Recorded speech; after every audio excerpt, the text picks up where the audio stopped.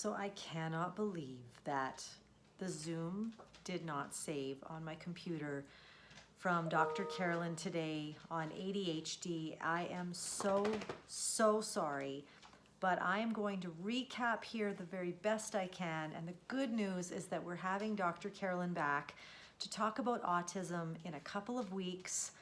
Very happy that we can have her back and I can redeem myself. But today, she really was talking a lot about the emotional brain and how so many of us are trying to manage our ADHD child. We are trying to give tools and strategies to help develop their prefrontal cortex, their executive functioning, so reasoning, problem solving, the ability to be creative.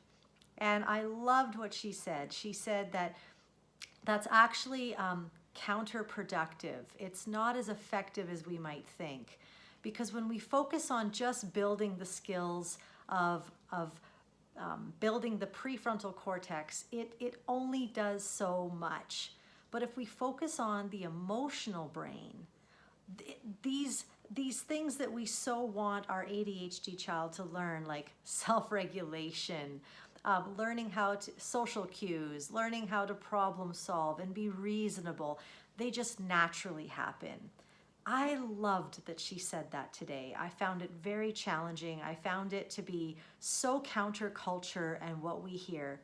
She gave us 3 building blocks to build an emotional brain. The first one she gave us was gratitude. And just this idea of being aware of what we are thankful for.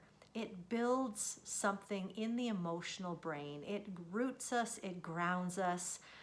I'm not doing this justice, but gratitude, taking time, not to make our kids write in a gratitude journal, because if you have an ADHD child, they're not going to do that, but to really sit down and think, what are we grateful for? It does so much more than just make us thankful.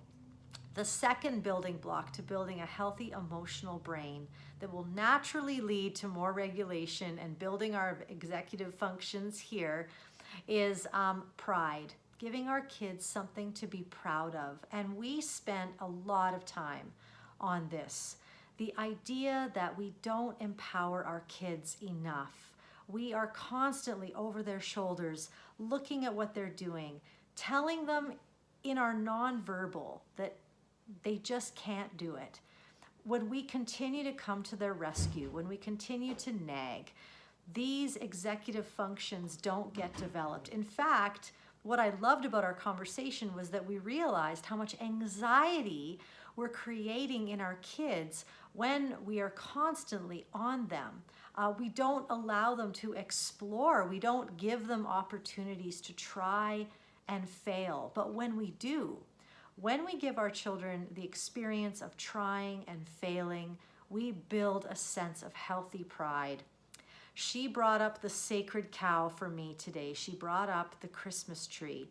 Why not just let the kids decorate the Christmas tree? She talked about before she would move the ornaments to make it look symmetrical and nice, but she eventually decided, I am just gonna let my girls decorate the tree. How brave is that? All of us, we were appalled.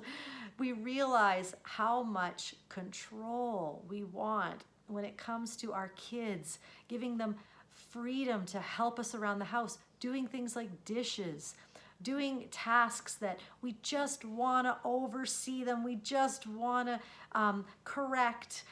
We want to fix it up after they're gone. And she said that that takes away from this sense of healthy pride.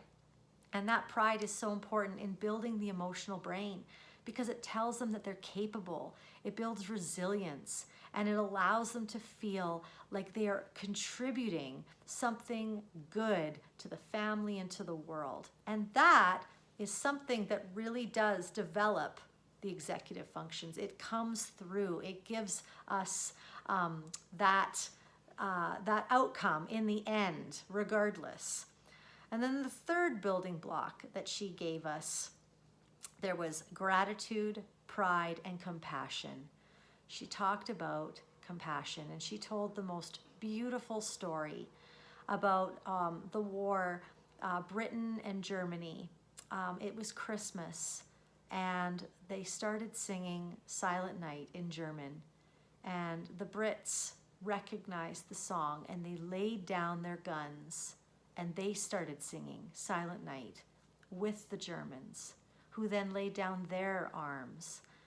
And I couldn't help but think about when we lay down our arms in our house, our guardedness, our weapons, and we seek to connect with our kids. We seek to understand their points of view. We delight in them. We light up. We create belonging. That creates a healthy emotional brain. And for someone with ADHD, that means a lot, because heaven knows that those of us who have ADHD do a lot of things wrong, and we need a lot of grace. I loved that she brought that up, that compassion, showing compassion not only to them by creating belonging that creates resilience, but also showing compassion of being generous, giving. She said that the brain actually doesn't compute whether you're giving or receiving a gift. So when you go out and you do something kind for someone out there in the community, it feels the same to the brain as it does receiving a gift. It's so healthy for us to be thinking about how can we look outwards from our homes with our children, doing it as a family. That creates a healthy brain. I loved our time with Carolyn today. She is remarkable. I'm going to put her website in the link here. Again, I apologize that you're not seeing her face here, but you will see her in a couple of weeks speaking around the topic of autism. There's a lot of parents right now who are suffering with kids who need help, who need in-home support and have not been able to have that. It's been a hard journey for families, and we want to make sure that we're coming alongside. So thank you for tuning in today. We're in your corner. Anytime you want to reach out, we are here. Consider us your village, and I hope to see you next week on the free webinar.